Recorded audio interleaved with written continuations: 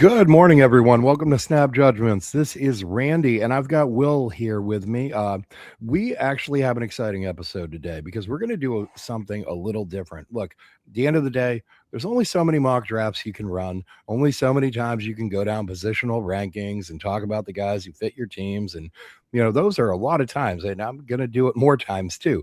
But what I'd like to do today is take a break from some of that stuff and look at kind of philosophical the philosophy of drafting, and what we're going to talk about is positional value. Will and I were talking about this probably a month ago or so on X about the difference between positional value and kind of like what it really means, and should you be drafting for positional value, and kind of all the implications around it and such. So we're going to have kind of a wide-ranging discussion today talking about these things.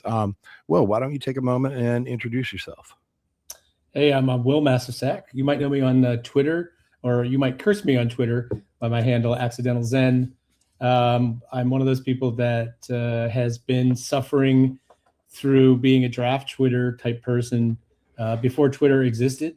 So going back, maybe to 2004, I think is when I first started, diving into this pool and thinking to myself, this is overwhelming and I don't understand any of it. And it took me a long time to try to get through all of that. But I have a website. It's a website and a message board that I moderate and do a podcast for called SteelerFury. It's primarily Steelers fans and Steeler related stuff. But during the off season, it's pretty much all draft all the time, has been for many, many years. And that's partly why I got pressured into getting into both the draft in terms of prospects and also this whole idea of the philosophy of prospect positional value and this kind of thing. So this has been a huge part of my life for quite a long time. Nice. Yeah. And what we'll do, by the way, is everything that like Will's Twitter or X handle, and then the SteelerFury website.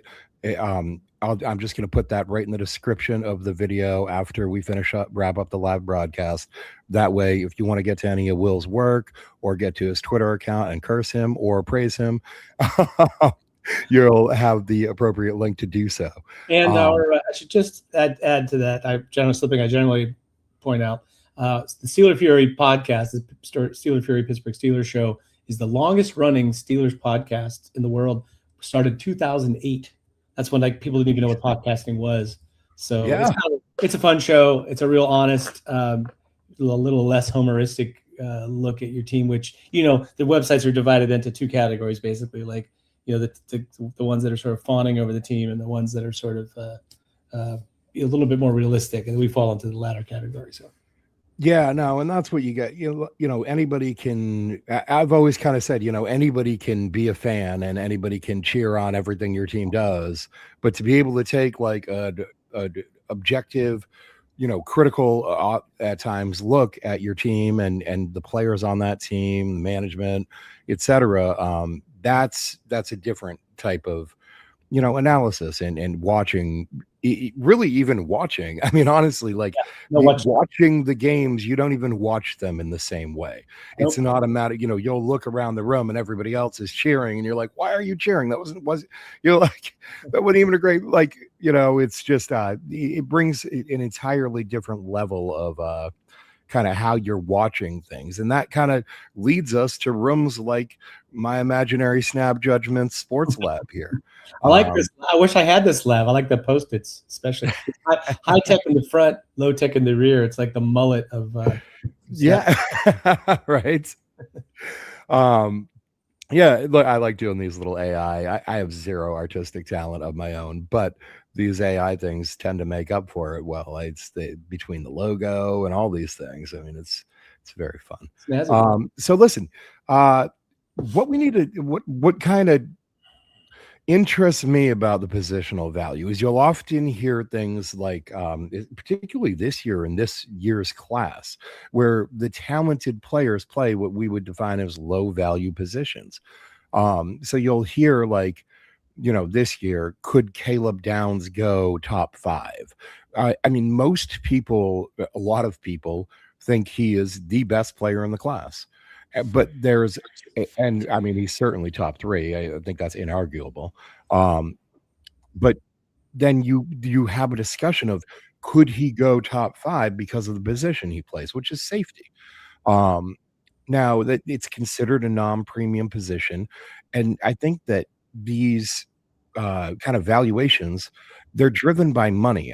They're not driven by, like, on-field impact, and that's kinda what drives me crazy about it because I understand there's a money aspect of the game, but at the same time, I mean, if you look at the college, ranks just this year alone, look at the defense of Ohio State, one of the best defenses in the country, led by 2 off-ball linebackers from, playing some edge, but led by primarily by 2 off-ball linebackers and a safety. These are positions that, in my experience watching the game, when you drop a valuable safety onto a defense, when you drop a valuable linebacker onto a defense, and then to flip to the other side of the ball, when you drop a valuable center onto an offensive line, they make immediate impact. And they can often be the difference between a middling or good defense and a great defense, a middling or decent offensive line and a great offensive line. I mean, 99 times out of 100, if you show me a good offensive line, I'll show you a good center. Yeah. Um, so, kind of, what do you think about the money versus wins, and where do you value that? And kind of, as a general overall philosophy, I guess.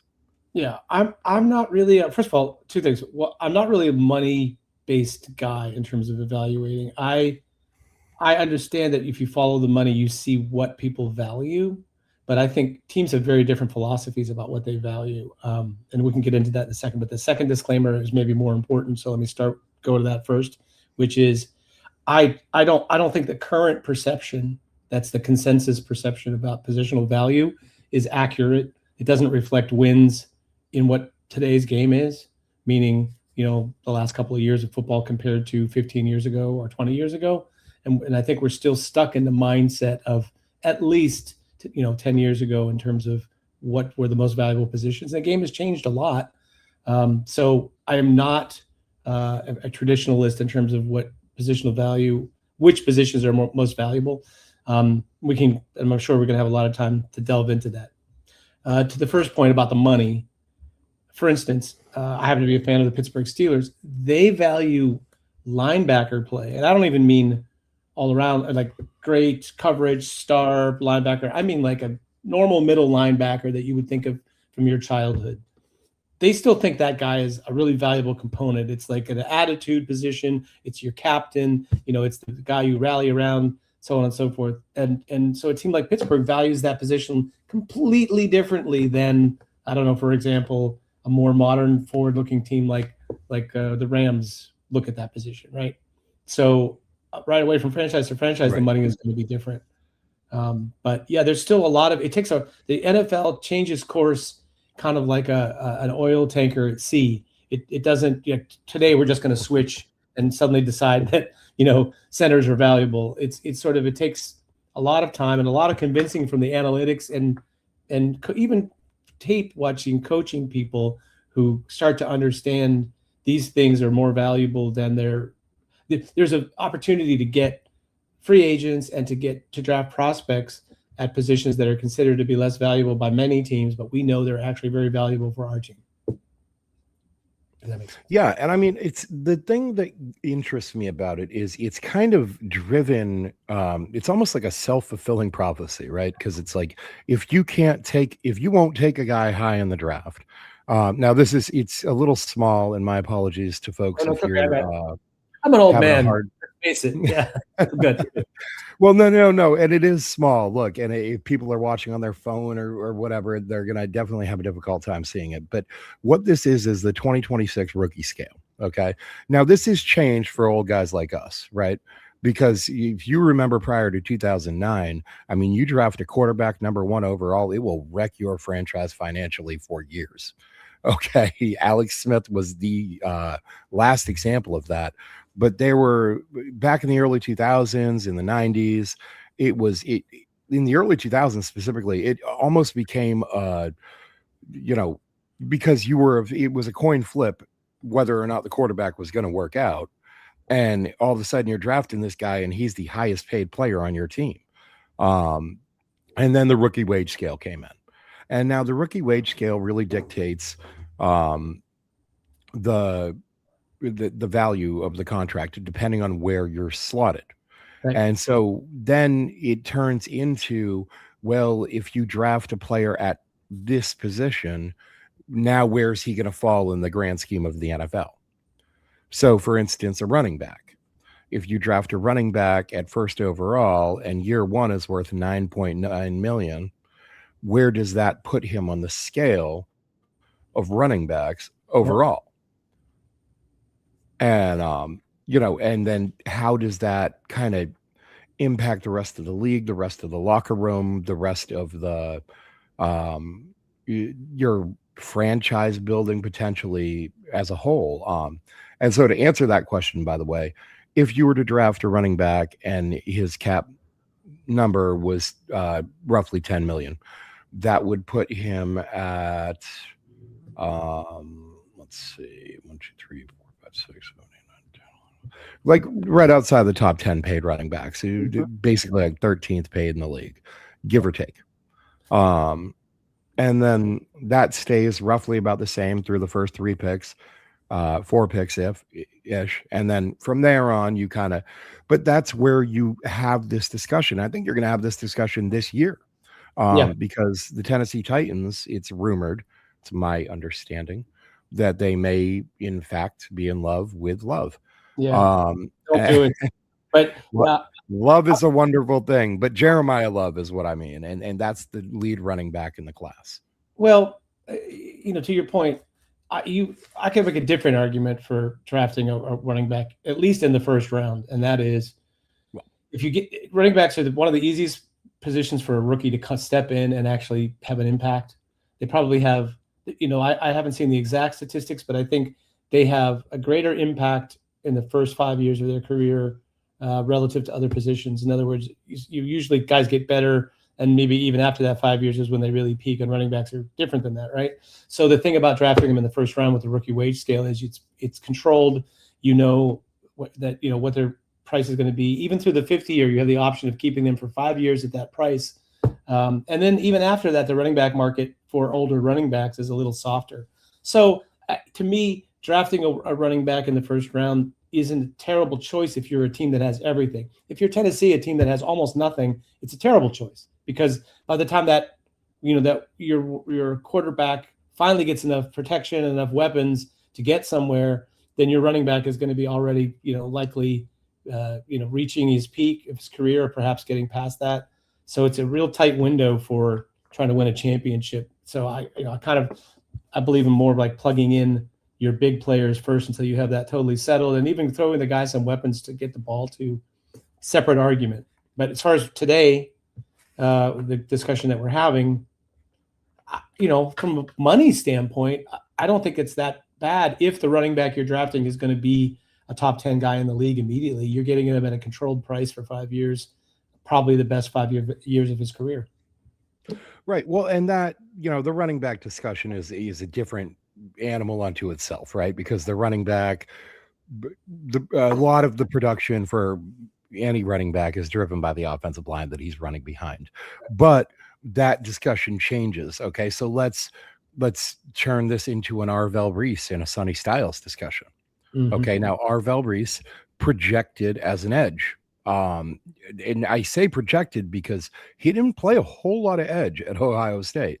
Mm-hmm. And he's really kind of only been on the map, if you will, for this past season. So it's a lot of projection. He is a linebacker currently. Projected as an edge, perhaps being drafted as an edge, may end up finding his success in the NFL as an edge, may end up finding his success as a linebacker, or some kind of hybrid of the two, probably. Sonny Styles, certainly a linebacker. There's nobody projecting him to edge that I'm aware of. Now, when you look at the linebacker numbers specifically, okay, the Spotrac. So what I did is I took Spotrac and I took all 1,700 or whatever it is. It's like 1983.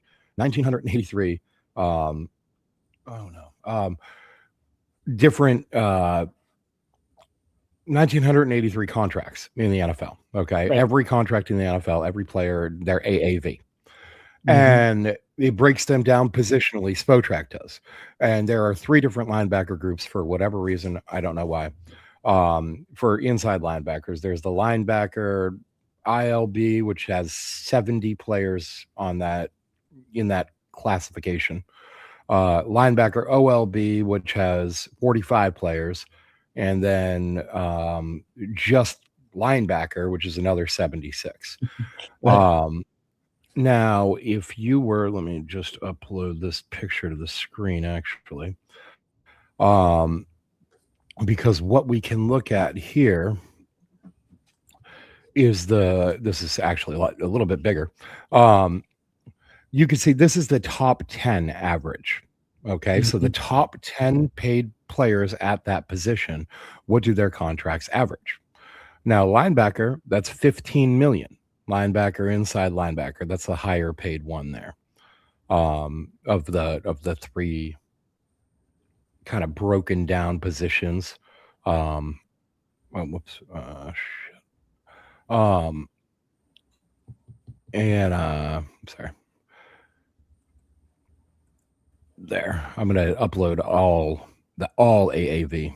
And I think that kind of, you immediately become so basically, let's say you're a quarterback taken first overall at 10 million a year average, roughly.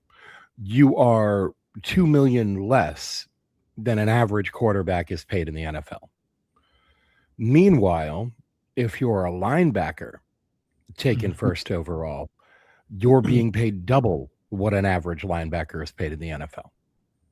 Right. And so that's where the money really kind of Sure. hits positionally.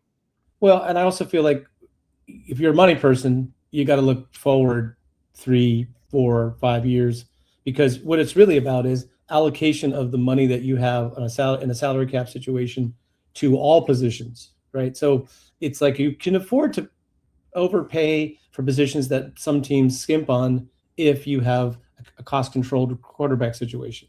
If it's like, but if you have all your offensive line is about to come up for renewal and you love them and you want to try to keep 4 of the 5 of them, then you might be in a different kind of cap situation where you can't afford to pay a linebacker top 5 money, right? That's one thing we have to always think in mind, not just the immediate impacts of this year, but also where they're headed and what they're. You have to look at the whole team contract situation to know what's coming up. As far as linebackers, I think fairly uniquely, I'm very big on sub positions, subgroupings of positions, because first of all, it's very difficult to compare things like linebackers and tight ends and even wide receivers of all different types. They're not quarterbacks. You can sort of lump them all together and be like, okay, this guy can help me this way or this way. He's got a better arm, whatever. But the sub positions are so distinct with groups like linebackers that it's very difficult to lump them all together. And I think it matters for the money and where you pick them as well, like in terms of positional value. So this is a place where I definitely deviate. I view linebackers in four groups, basically. The A, which is an all-around linebacker that has coverage skills, that has pass rush skills, that has skills against the run. A B linebacker is what I call a blitzer. You see this guy a lot, spy and blitz. He's not really a coverage guy, but he's very good straight line speed and can track down mobile quarterbacks, maybe give you some work in the run game as well. Coverage linebacker, who's mostly like an outside linebacker in a 3-4, who is basically dropping, covering tight ends, covering in the middle of the field, but isn't a lot of help against the run. Downhill linebacker, which is his run stopper, the guy that plays first and second downs for you, and then probably comes off the field because he's more or less a liability in coverage. But then you have a guy like Sonny Styles, or the ultimate example like of this, Fred Warner, who would be what I'd call A+. They're the all-around linebacker, but they have traits or skills that are more closer to unicorn than they are to this position group that you have listed on the screen as linebacker or outside linebacker. There's not many guys that can carry wide receivers down the middle of the field in man coverage or in zone coverage and still have a major impact in the run game and sideline to sideline. And when you have a linebacker like that, it makes a huge difference for your defense. Those guys are worth a lot more money to me than a downhill linebacker. They're scarce. They have a huge impact on the game, which we could get into later, because middle of the field is where the action is, where the money is made. So I think it's a sign of this old thinking to lump all linebackers together and to value someone who has Fred Warner type skills with compared to somebody who has got more of like a downhill linebacker, old school linebacker sort of skills. Well, and specifically, Fred Warner is the highest paid player in the linebacker slash inside linebacker group that you see right there. I mean, I'd go as far as to say he's the 21 million. I'd go as far as 21 million. Yeah, I'd go as far as to say he is the most impactful defensive player in the NFL, more impactful than Myles Garrett. And it's because of he has his hand in so much more of the game than Myles Garrett has. Myles Garrett's a problem, and you have to figure out how to address him on every play whenever you're installing your package. But Fred Warner has a lot more impact on the game, in my opinion. And I feel like a linebacker who does what he does is like one of the most rare and valuable things that you can have. And in an NFL where you have, the Shanahans and the McVays who are basically using motion to get their matchups in the middle of the field against slower, poorer coverage players. Guys like that allow you to play basically your base defense and still cover all of that. That's an amazing advantage for a defense, and you can see it. The teams that have that, Philly, when Fred Warner was healthy, even Taylor, Bethune filling in for him is more of that kind of a player. They have better results generally as a defense than teams that don't address linebacker that way. So, well, and I mean, this was highlighted for everybody in the Super Bowl and throughout Seattle's Super Bowl run. And it expanded past the linebacker into this, kind of almost a hybrid position that Nick Emanwari plays, which is kind of like the safety linebacker. Everybody wants that sort of guy. I mean, we've been pursuing it with guys like Marte Mapu up here. That's where we kind of like had him slotted in. I mean, he actually swapped from safety to linebacker this year, very small linebacker. But yeah, you see those guys becoming the linchpins of the defense, the key player on the defense. Kyle Hamilton, exactly. Yeah. Another great example where it's like these guys are the reason that your defense is the way it is. And it may be considered again, low positional value in terms of money, as you see here on the screen. Safety, very bottom of the pile here. The 3.4 million average AAV throughout the league, considering every safety. I just feel like, okay, just getting back to, so I can sort of plant my flag a little bit. I think since 2013, I think it is, but particularly even this is accelerating what I'm about to say. The middle of the field, there's more EPA benefit for passing plays that target the middle of the field. There's more chance of success. There's higher risk involved in doing that, but it is like basically that is where games are really won and lost in the NFL. So to me, it's much like baseball, where you want to be strong up the middle. I feel like it's the way of thinking where the edges were, where all the action was. Edge rushers, cornerbacks isolated on an island. That stuff is still extremely valuable, and if you have somebody who's a real outlier at either of those jobs, it makes your life a little bit easier for sure as a defensive coordinator. But teams are too smart for that now. They don't leave their best wide receiver in the same position on every snap. They move guys around. They use formation and motion to scheme, to put you in a position that's not your best position or not your best coverage option against those players. So because offensive minds have started attacking this problem, they realize that it's, there's space in the middle if you manipulate defenders and make it for yourself. So to me, I think, both safety, anything that's in the middle of the field, slot corner, let's call it an alley or hybrid safety star position, even the free safety, which we can get to in a minute. And then, maybe a little less, but still important. And then defensive tackles for, getting immediate pressure in the middle rather than waiting for edge pressure to come from the outside or being able to step out of the pocket. Like all that stuff, I think is, and guards and centers to counteract them are all much more valuable than they were 15 years ago in terms of the way the league plays now. Yeah, 100%. I mean, the defensive tackle position itself has evolved in that you want to collapse the pocket from the interior now. So there's a lot more focus on having those pass rushing, like three techs. Um, I personally, I've always considered myself kind of an old school guy when it comes to how I want to build a sports team. Okay. I want twin towers down low in a basketball team. Okay. Give me big guys. Like I'm all about that. All right. And give me on a football field.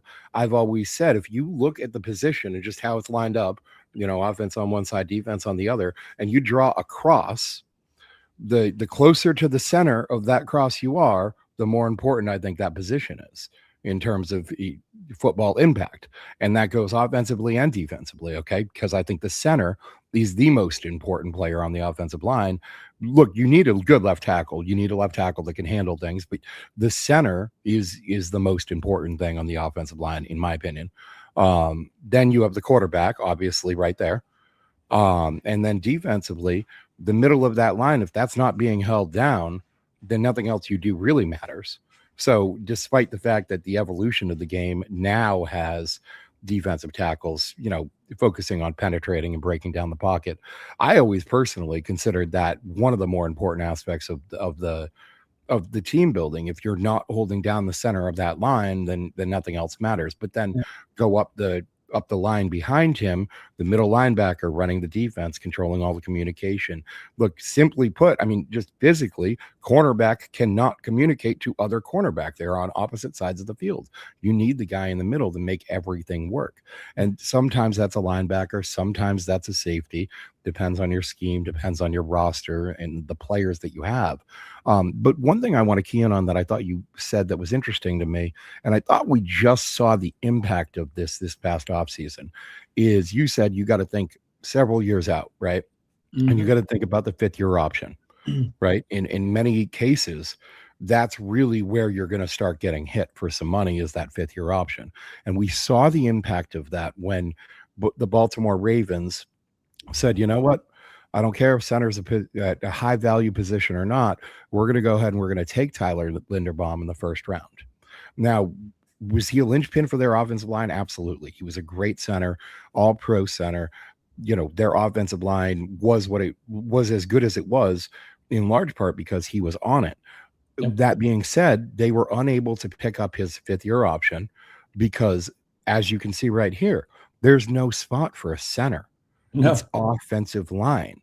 Yeah. When you pick up that fifth year option at $16 million, you automatically become, very close, higher than the top 10 average. If I were to pull that back up, the average of the top 10 paid centers in the NFL right now is 13.6 million. Yeah. So the fifth year option for a center would be 16.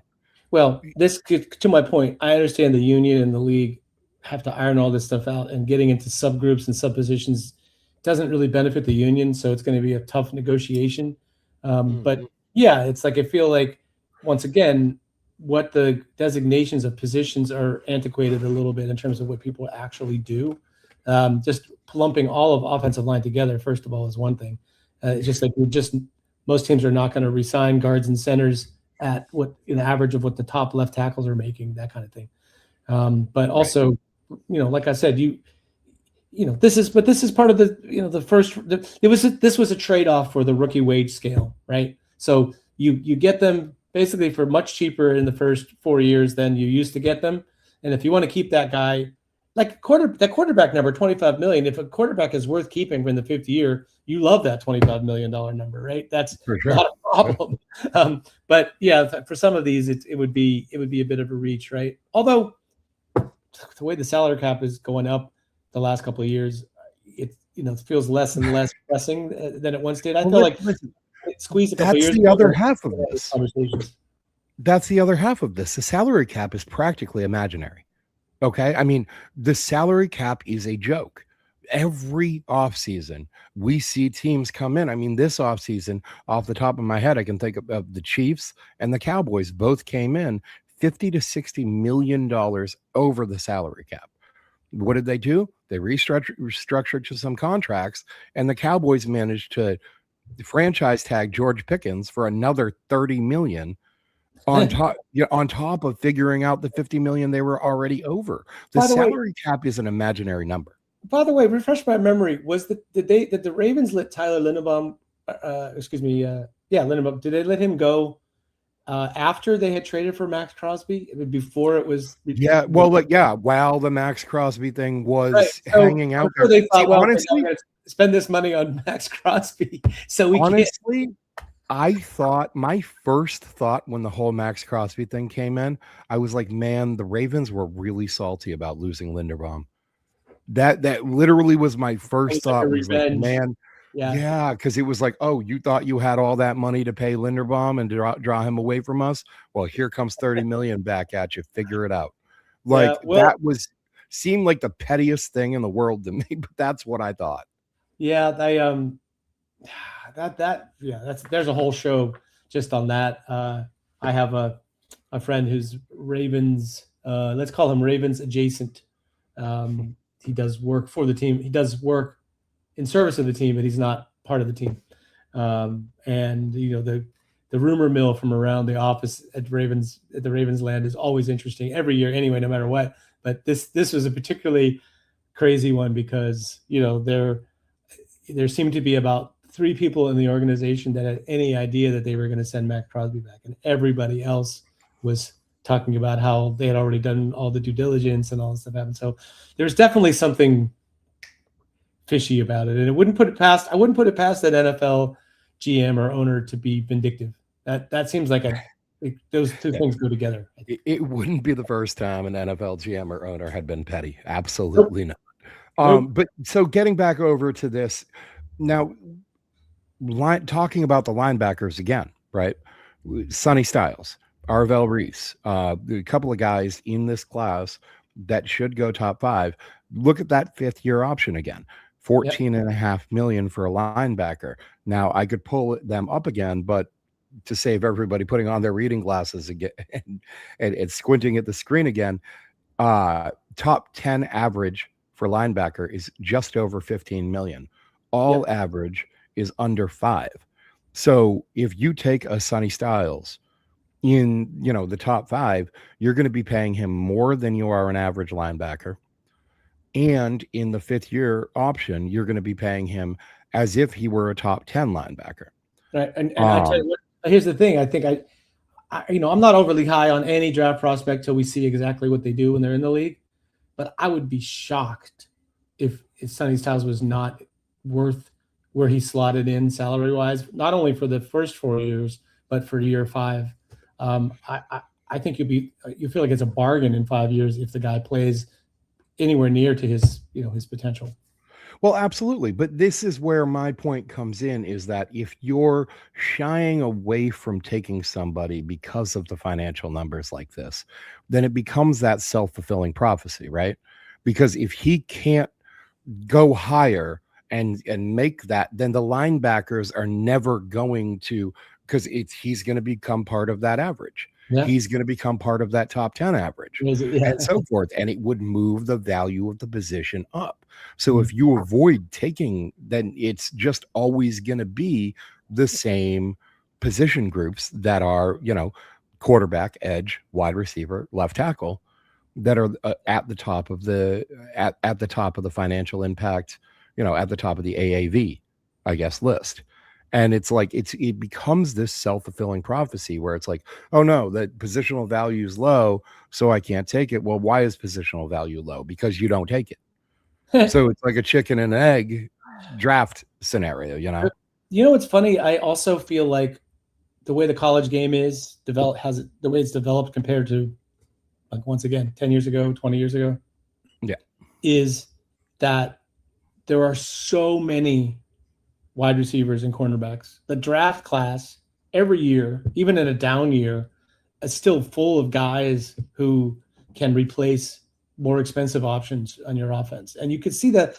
I think you could see that a little bit in the market for wide receivers in the NFL and free agency this year who were not considered to be like number one wide receivers, but like everybody else that moved. There were a lot of cheap deals signed.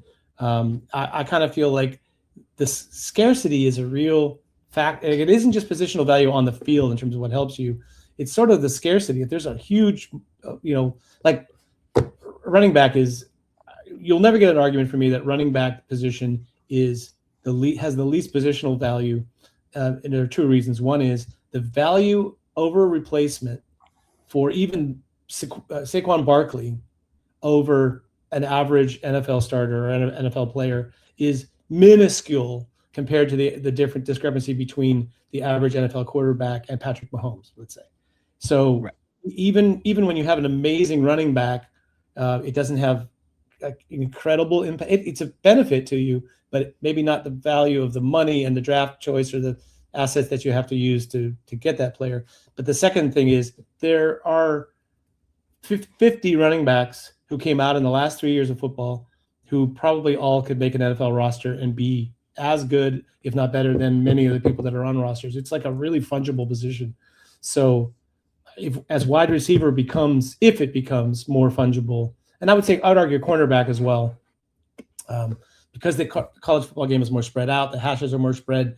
There's more. It's more like a 7-on-7 game in terms of where the real focus of making play, getting the ball to people in space and wide receivers and getting the ball out quickly to them and so on and so forth. So those guys are developing those skills that they're going to be able to use. A lot of that's going to translate to the NFL. It's easier to project them, et cetera. So yeah, as there are more wide receivers and cornerbacks coming in, I have a feeling that those position values are probably going to come down some.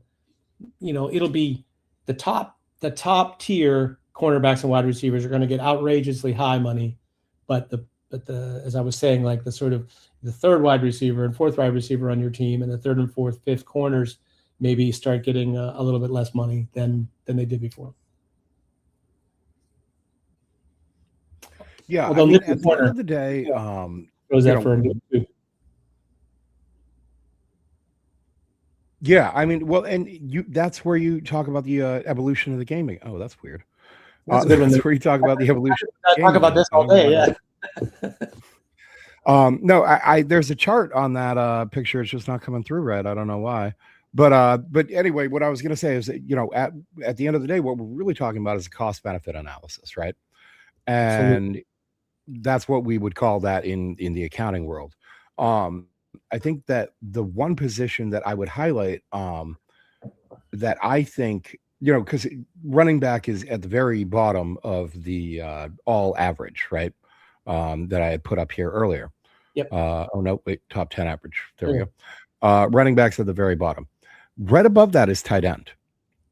And I think that we're seeing an evolution in the NFL right now. Number one, I think that I would argue the on-field impact of a good tight end is undervalued. Throughout the past 25, 30 years of the NFL, if you have a good quarterback, he's probably got a good tight end. He's probably got a guy he trusts, whether you look at Patrick Mahomes and Travis Kelce, whether you look at Brady and Gronk, whether you look at there's other ones that I'm just coming up blank on right now, but there are a number of them. George Kittle. George Kittle.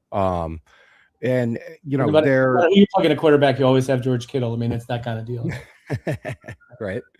But I think also over the past couple years, we've seen a little bit of an evolution in the game where you're getting more tight ends on the field, and the more tight ends that can block but can also catch. Buffalo specifically this past season, with using Jackson Haas, Dawson Knox, and Dalton Kincaid. That 3 tight ends, 2 of whom really good catch, really good pass game weapons. Really one more than the other, but and I'm not gonna lie to you, I get Dalton Kincaid and Dawson Knox mixed up in my head. It's the whole DK thing. But Jackson Haas, excellent blocking tight end. Also Pittsburgh, we saw out of your team this year with that Pittsburgh team, Darnell Washington. Yeah. Darnell Washington is a mammoth of a man. What's he? 6'7", listed at 6'7", 300. Really more like 6'7", 400. He said he started the year at 313, and he decided to drop down to 300 or 303 or something. So he was playing tight end at about 300 pounds most of the year. Really? Okay. I thought he was even bigger. I would argue that they didn't give him the ball enough, and that they this whole idea of trying to have him bulk up to be an extra. They were so fascinated by this idea of having 7 offensive linemen on the field. So they had their 5 starters. They would bring in an extra tight end that was an offensive lineman, and then they would have Spencer Anderson, and then they would have Darnell Washington. So you got 7 300-pounders who are plowing the way for a run game. Of course, they're also telegraphing the way for a run game. Anyway, I feel like, yes, just to stick to your answer, that, yeah, it's once again, it's sort of a positional thing. Like, remember I said subgroups for the linebackers, and I think it's easy to say that about tight ends, that you have tight ends that are, capable of lining up in line or spreading out wide and being a matchup problem in the pass game, that really can do everything at a high level. And then you have guys that are amazing receivers that are basically big slots. And then you have guys that are sort of somewhere in between. They're probably going to need to be, get some space and be schemed to be open. So they're sort of a wing or H-back, or maybe a short split. And those guys are, when they're great, all of those categories can be very valuable, right? But I feel like one of the reasons for this low number, I'd be willing to bet if you dug into it a little bit more, is that the college game is so not friendly to tight end. There are so few offenses that really are running pro style tight end play, right? So maybe the NFL is moving more towards the way colleges use tight ends with these big slot receiver guys. That has happened in the last few years.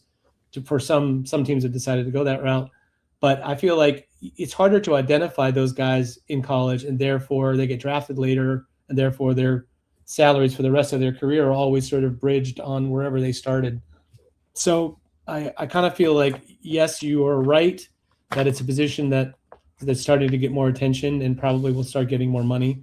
And it wouldn't surprise me if it climbed up this list a little bit.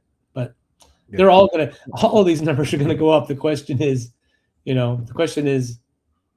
by how much? Like, other than the argument I can make for a running back, I'm not really sure I can make an argument for anything else being incredibly less valuable than it would appear to be on this chart. Yeah, I mean, right off the top of my head, though, last year we saw the tight end position start to change in terms of positional value in the eyes of the NFL, right? Yep.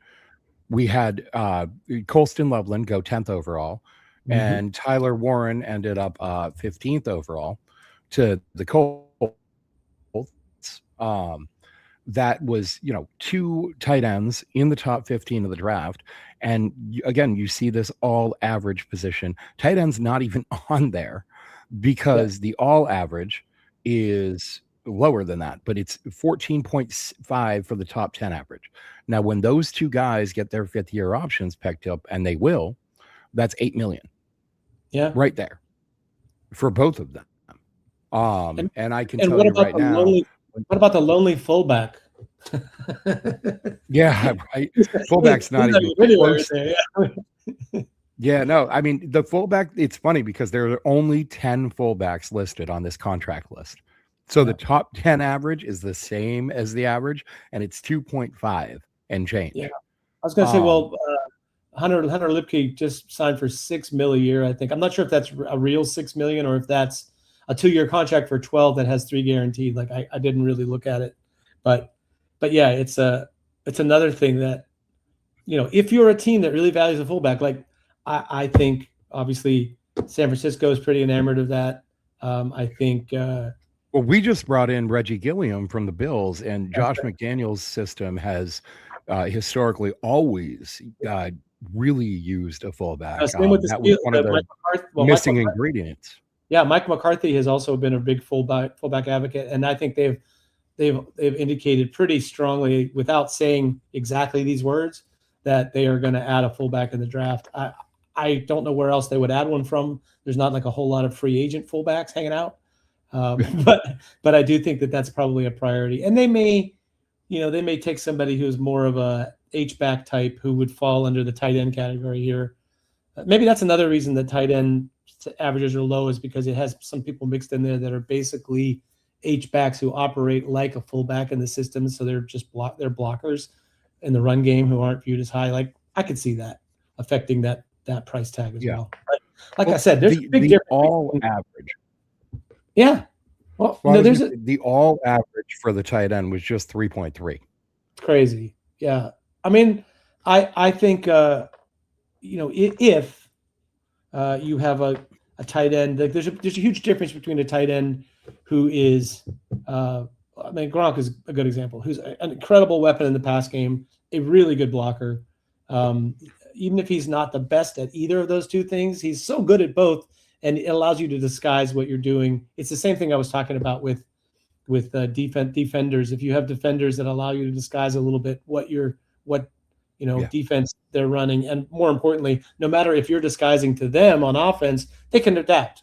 Like the players who can adapt on either side to different scenarios and usages have to be more valuable at their position than the normal stereotype person at that position, which is why I say positional value is one thing.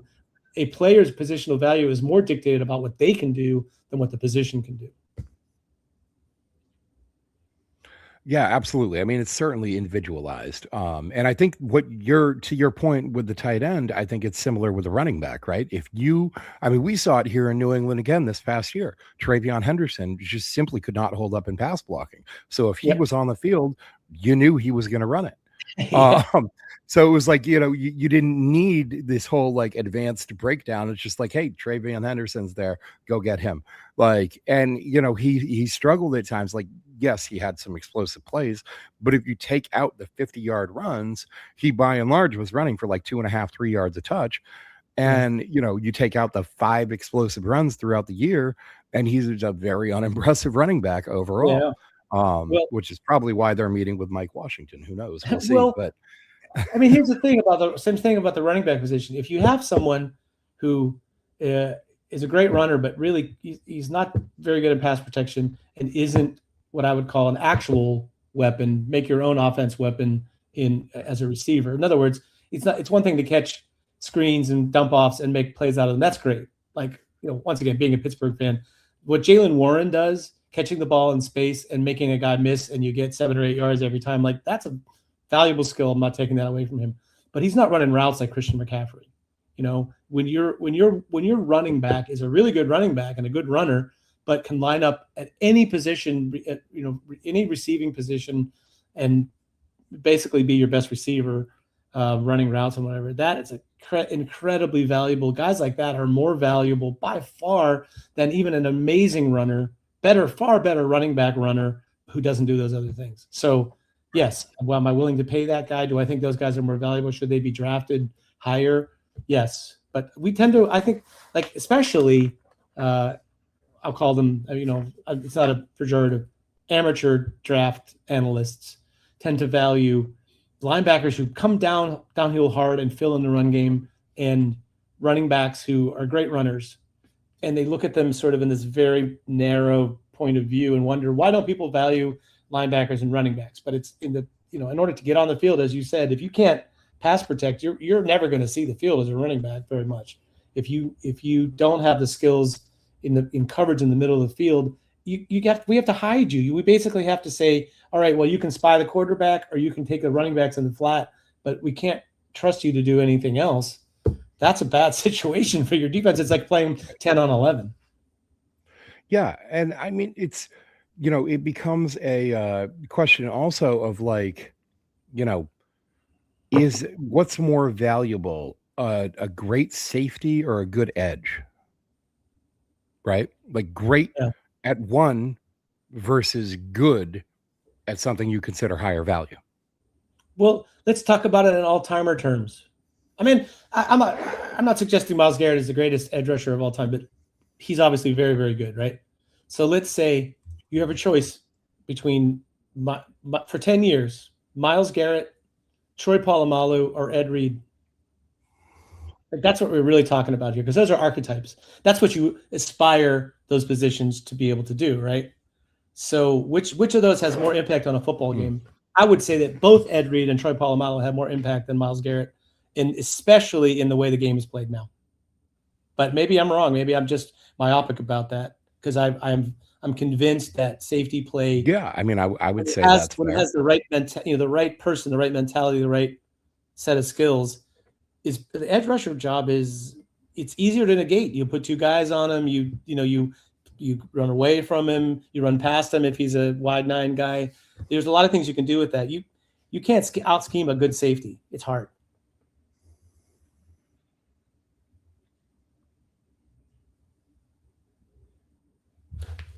Sorry, Right. Yeah, I I mean, think that's I'm absolutely lagging. true. I think, you see,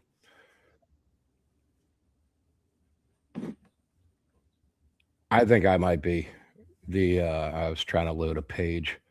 But what I was pulling up, what I'm pulling up here is the 2022 draft, because I feel like it's a good um, example of this, right? Mhm. What would you rather have? Would you rather have a chance at an edge that's decent? Because like that 22 draft, okay, Trayvon Walker went first overall, Aiden Hutchinson went second overall, Kayvon Thibodeau fifth overall. That's three edges in the first five picks. Two cornerbacks, Stingley and Sauce, round out that first five.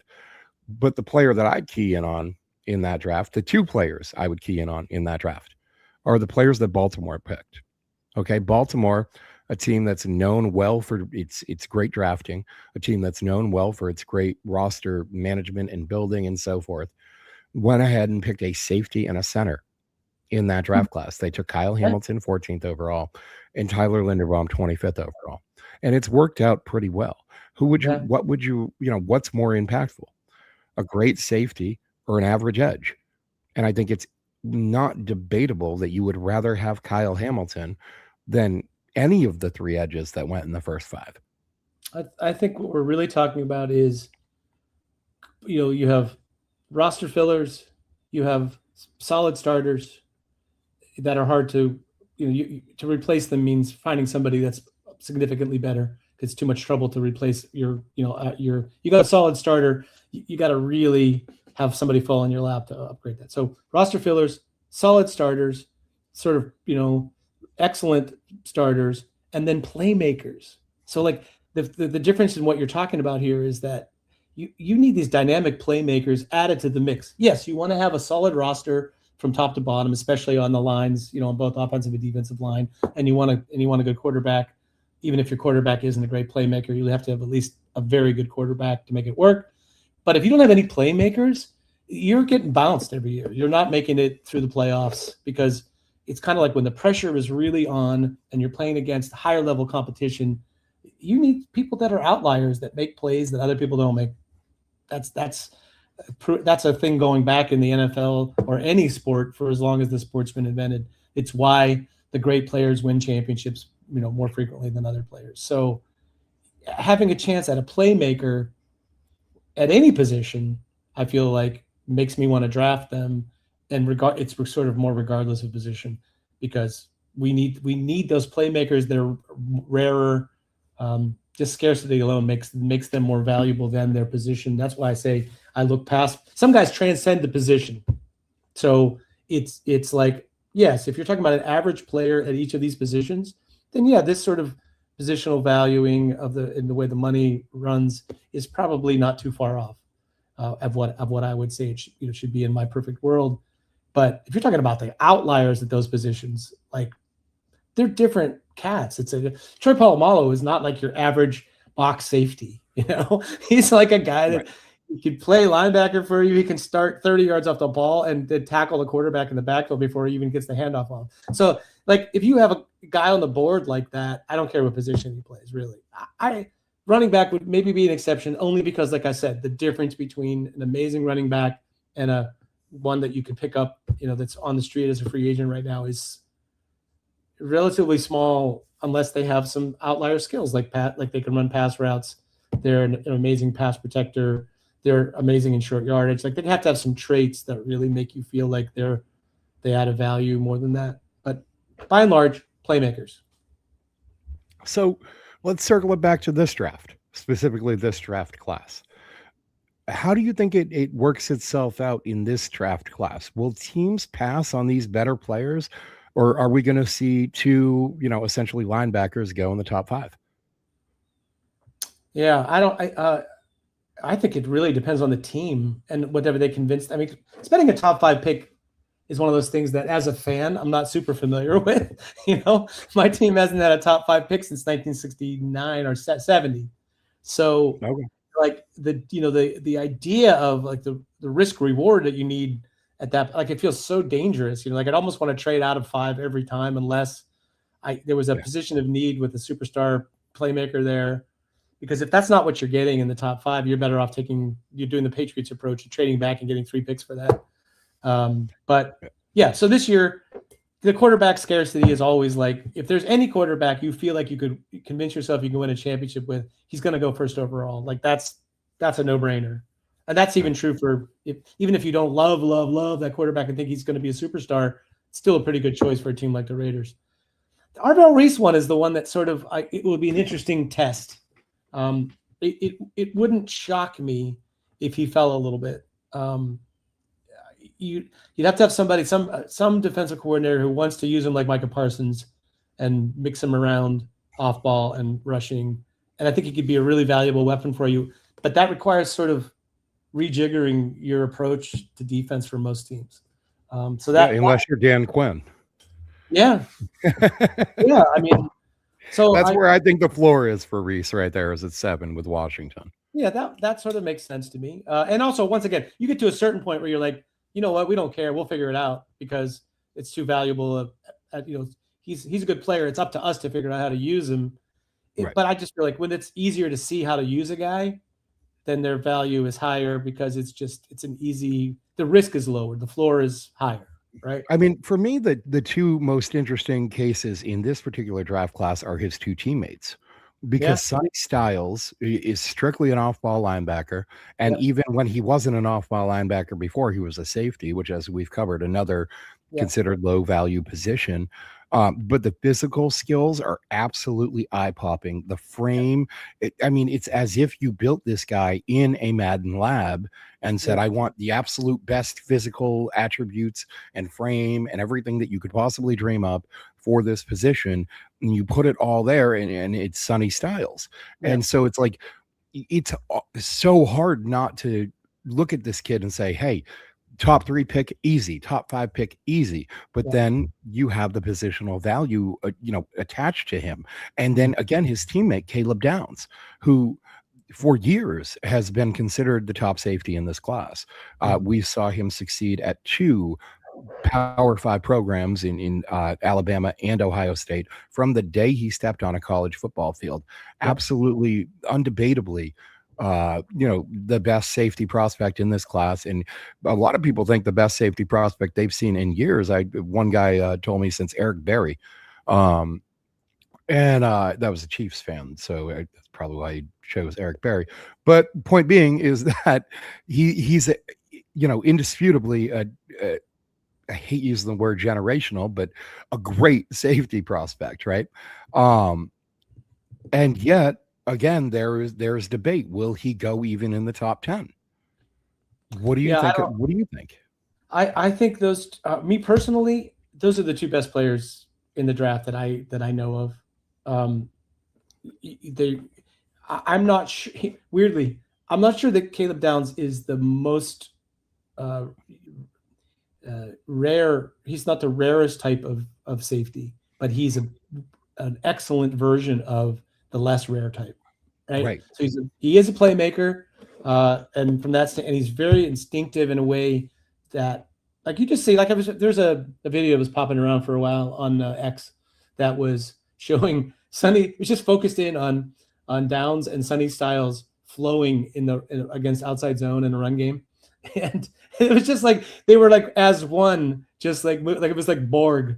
We are Borg. They were just following along the line and then picking exactly the right moment to attack to make the play against the run. So I feel like you get these instinctive players who have amazing physical skills and are proven playmakers, That's more value. I don't. Their positional value matters less to me. I think it's beyond that. That then you start getting into Malagoa and the okay. Well, the guy can play offensive tackle at a high level, at an all pro level. He's worth a top 5 pick. Sure, you start getting into like this edge rushers. These things are important. Cornerbacks, wide receivers.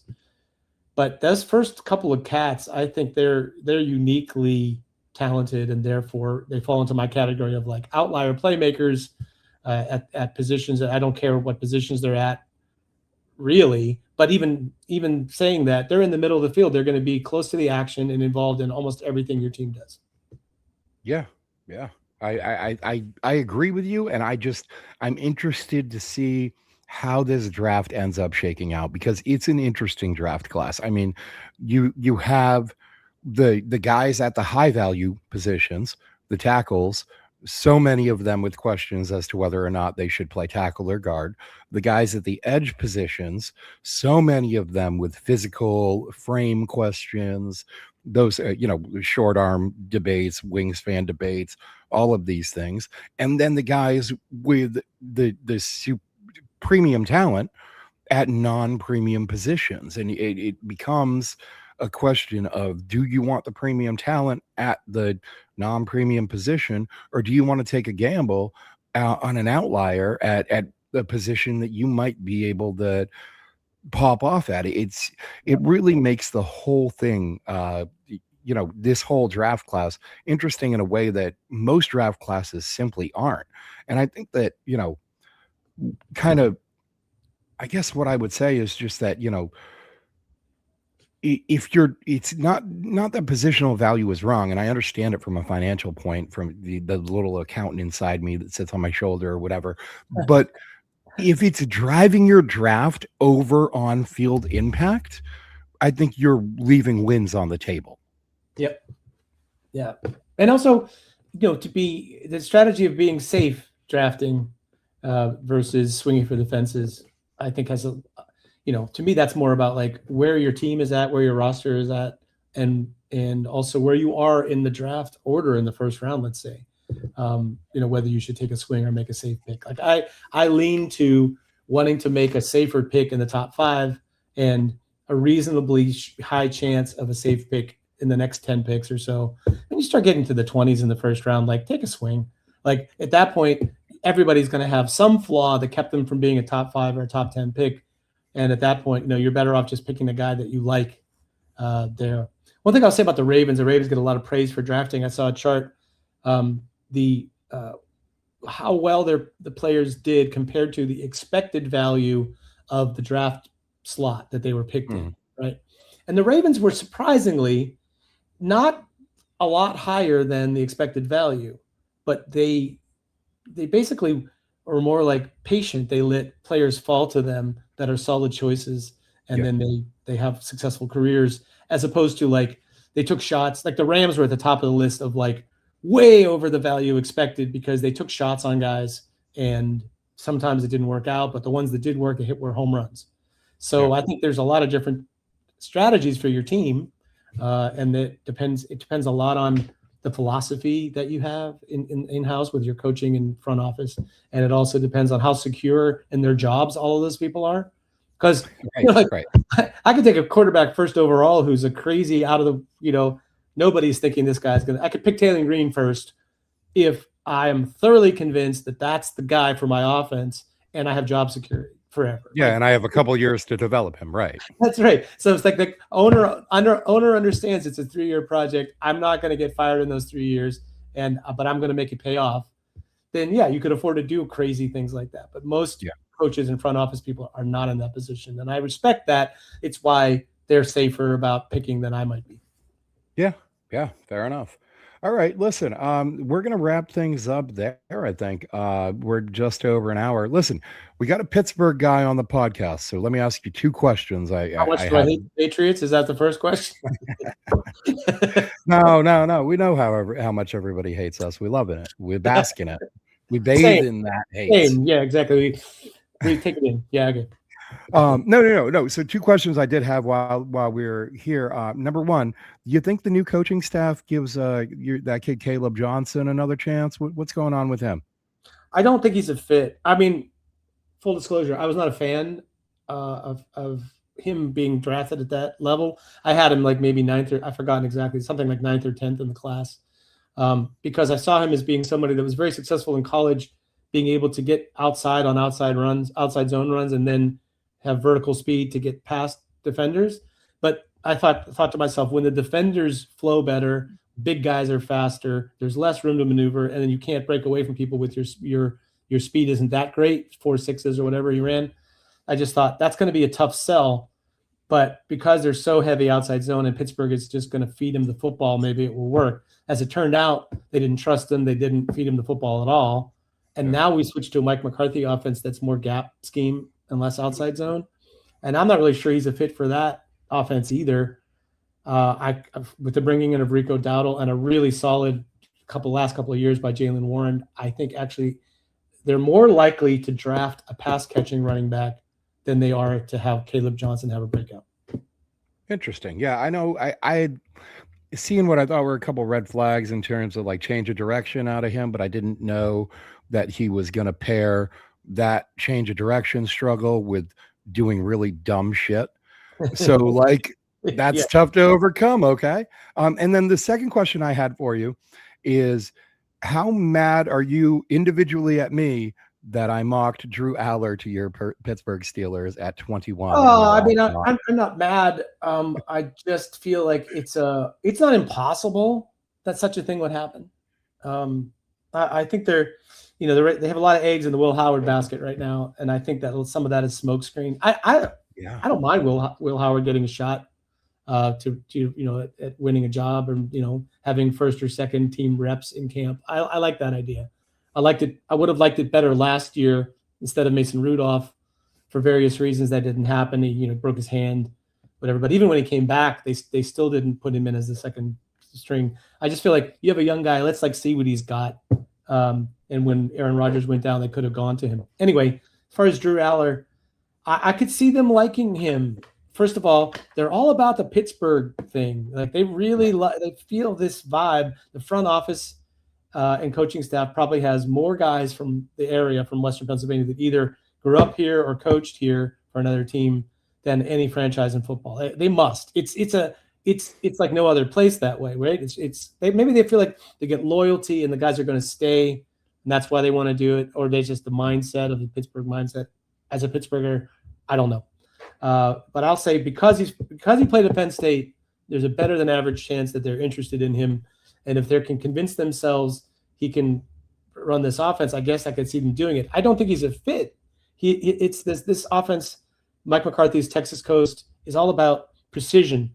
It's about the accuracy of the route running and timing and the quarterback placing the ball at exactly the right spot on every play and being able to replicate that. And the thing about a Drew Aller to get to that is it's an elongated throwing motion. It's not really his strong suit to like get the ball out, like understand where its ball's supposed to go and get it out. He's more a reactive quarterback at this point. So yeah, I feel like that's a bit of a stretch. I don't think Garrett Nussmeier is really the answer, but in a way he fits better what that offense is looking for. But Who knows? Maybe Mike McCarthy's going to run a Pittsburgh Steelers offense that looks very similar to Art Smith's offense, and they're just going to keep things, dumb and simple. And in that case, it would work better. Okay. Yeah. No, the good points. I put him in there at 21, and my thought process was that he's the type of guy that I think old school guys like at quarterback, 6'5", 230, sure, he looks big arm. And Mike McCarthy is kind of an old school coach, and I don't think there's an organization in the league that's more old school than Pittsburgh. No. And I just think you could get that he's the type of dude that you look at as an old school coach like 15 years ago and just fall in love with as a prospect, and he just, not necessarily everything about him, but it just kind of makes me think of like a new age sort of Big Ben. And that's why I was like, look, if you like a quarterback, you take a quarterback, and they showed that with Kenny Pickett a few years Oh, ago. remind Doesn't me. matter Yeah, what anybody else thinks. You yeah. take your swing, and look, it don't always work out. I mean, we have everybody's got it, right? Mac Jones, he Well, didn't work out for us either.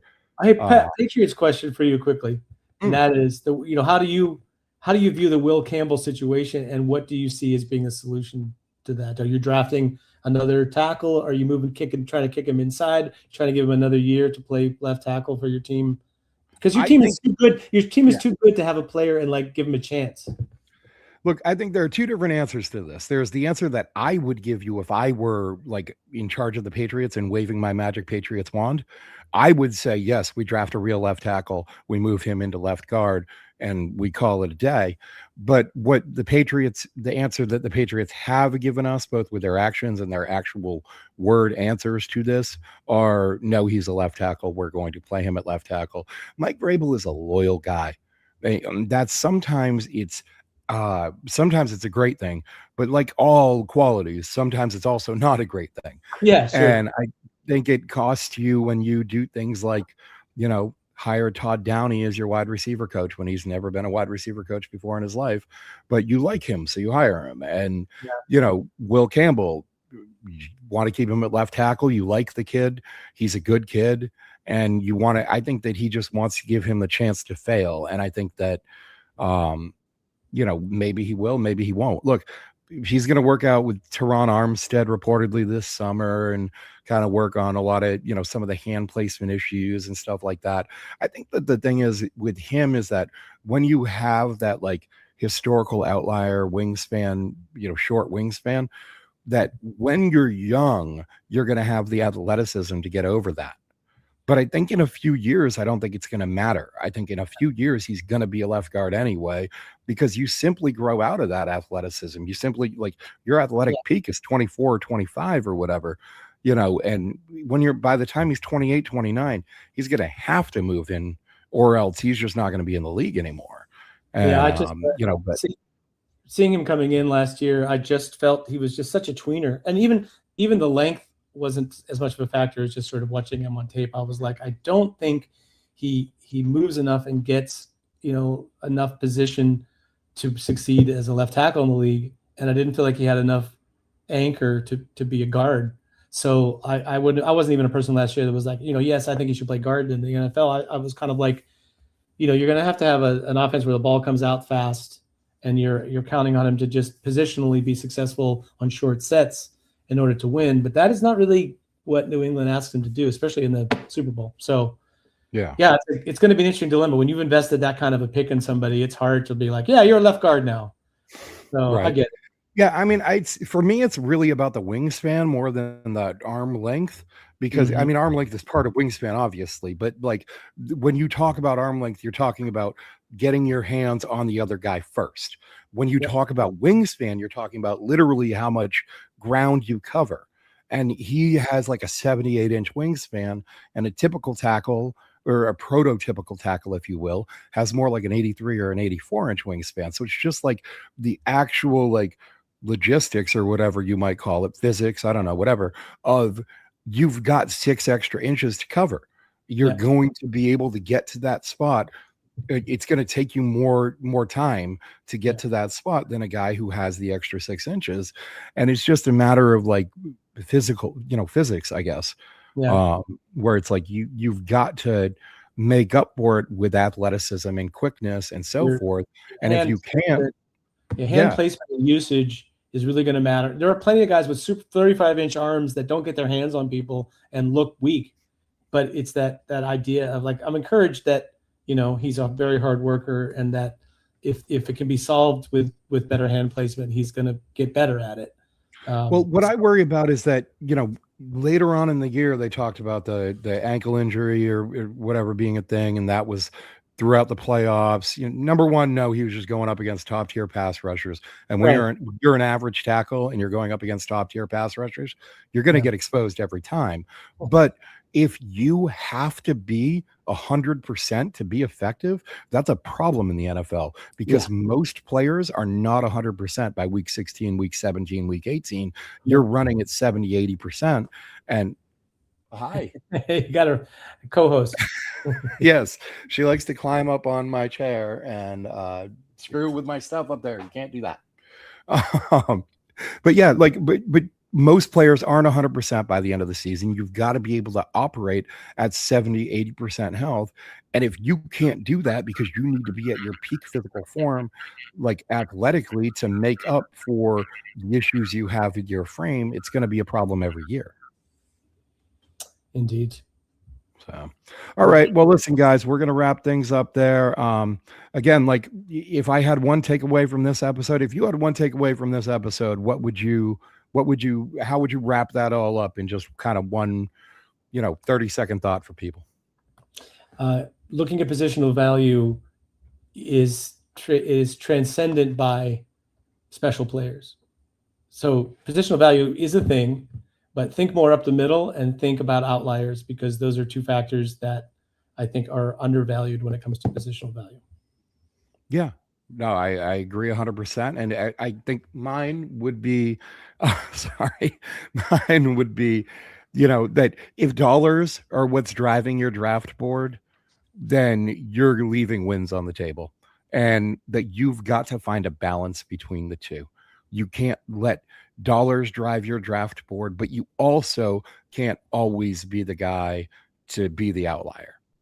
And I think some balance between the two is required for success in the league. At any rate, that's going to be it for today, folks. Listen, like, subscribe, make sure to go check out Will's stuff at SteelerFury.com. I'll put the link in the description to this video after it goes live. Check him out on Twitter or X at Accidental Zen. And make sure to come back here. I won't be back tomorrow. I'll be back Monday. And I think we're going to do a mock draft Monday. I think that's what I'm going to do on Monday, a little mock draft Monday. So listen, guys, tune in for that. Thanks for tuning in today. We're up to 56 subscribers this week, by the way. So this is really great work. We hit 50 last Friday. I was super excited. We're up another 6 this week. If I could hit 100 by the draft, that would be great. So tell your friends to subscribe, share this channel, tell people to subscribe. Thank you, everybody. Time to hit that